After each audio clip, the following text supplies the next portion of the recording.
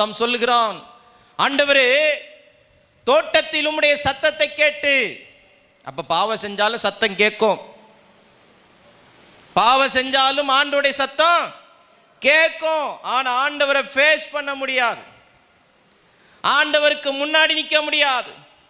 நீ பரிசுத்தமா வாழும்போது ஆண்டவருடைய சத்தம் கேட்டா ஓடி ஆண்டவருடைய சமூகத்தில் விழுந்த நீ இப்போ பாவம் செஞ்ச பிறகு சத்தம் கேட்குது, ஆனா தேவனுக்கு முன்பாக வர முடியாம விருட்சங்களுக்குள்ளால ஓடி ஒளிஞ்சி உனக்குன்னு ஒரு 4 அத்தியலை எடுத்து அதை அப்படியே வச்சு மூடிக்கிட்டு விருட்சங்களுக்குள்ள நிக்கிற.